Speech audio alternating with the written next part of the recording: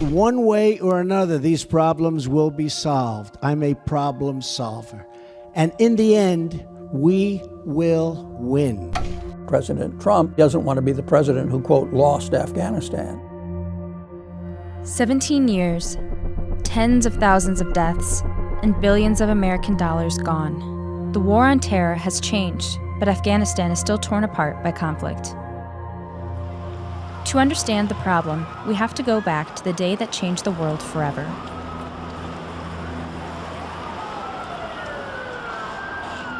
The terrorist cell Al-Qaeda had flourished under the Islamic fundamentalist Taliban ruling Afghanistan. After they carried out the 9/11 attacks, the U.S. sought to bring the group and its leader, Osama bin Laden, to justice. Our war on terror begins with Al-Qaeda, but it does not end there. It will not end until every terrorist group of global reach has been found, stopped, and defeated. Without 9/11, we would never have gone into Afghanistan at all. I mean, I think you need to see Afghanistan as a sort of shifting mosaic of competing alliances and, essentially a civil war. Most of the ground combat was between the Taliban and its Afghan opponents, but with international support, the Taliban regime quickly unraveled, and Kabul fell in November 2001. They were annihilated, not even weakened, they were destroyed. As a political entity, they ceased to exist. My fellow citizens, at this hour, American and coalition forces are in the early stages of military operations to disarm Iraq, to free its people, and to defend the world from grave danger. In 2003, the U.S. turned its attention to toppling Saddam Hussein's regime in Iraq, after President Bush alleged the country was stockpiling weapons of mass destruction. Afghanistan was too easy, and therefore it didn't really assuage the American outrage at the 9/11 attack. And so there was sort of pent-up rage, if you will, that needed a target, and the administration redirected that rage to Iraq. Secretary of Defense Donald Rumsfeld declared an end to major combat in Afghanistan, and attention turned towards establishing a reconstruction model. The very specific objectives, which was to end the safe havens, to prevent Afghanistan being a base for international terrorism again, you could say that they were successful. But in the long term, they didn't make the necessary moves to enable those initial successes to be held. We used this attitude that all right, well, let's just get it done today. Afghan good enough, that was the phrase that everybody used. Well, the problem is that's expedient. It's like putting Band-Aids on everything when you needed major reconstruction surgery. In 2005, the U.S. doubled down on its commitment to the rebuilding of Afghanistan, but the actions didn't seem to match the declarations. If you look at the scale of resources committed in Bosnia, in the first few years after the peace, the average Bosnian got $800 in a year in economic assistance from the United States and the rest of the world. In Afghanistan, it was $50. If you look at the security side, the disparity is even greater. So in Bosnia, a country of 3 million people, we deployed 60,000 NATO troops. In Afghanistan, a country of 30 million people, we deployed 10,000 Western troops. So if you want to know why Afghanistan was more insecure and slower to reconstruct, it was a simple matter of mathematics. When Barack Obama came into power, he reasserted that Afghanistan is an important U.S. front against terrorist forces. And as Commander-in-Chief, I have determined that it is in our vital national interest to send an additional 30,000 U.S. troops to Afghanistan.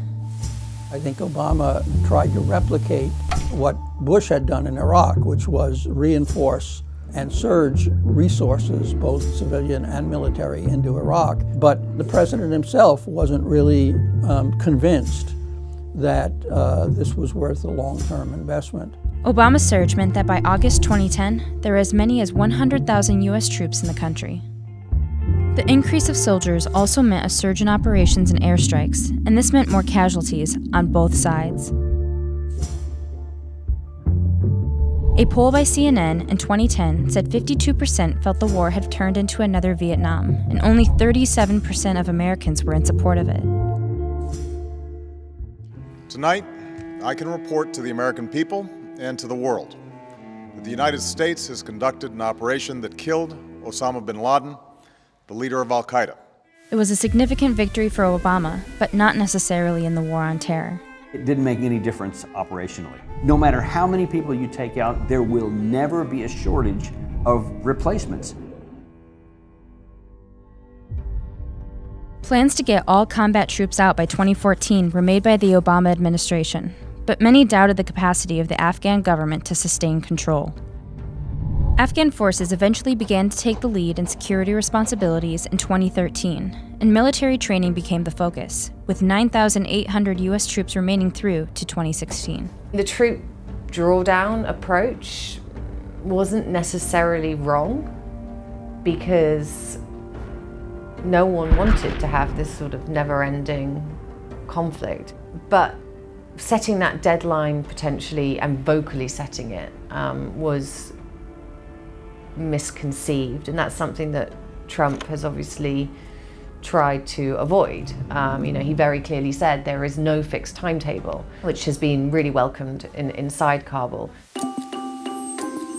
The American people are weary of war without victory. In Trump's first year, the Afghanistan problem caused a rift between members of his administration. Whilst Trump's initial instinct was an immediate withdrawal, his advisors successfully persuaded him to press ahead with a military commitment. We pulled out of Iraq in 2011 and we didn't like the results. And in 2014, the Islamic State burst out of Syria, marched all the way to the gates of Baghdad, and was only stopped at the very suburbs of the city from taking over the city and the country. And we said, God, that could happen in Afghanistan too. And it's also what led President Trump, against his own instincts, to sustain that commitment.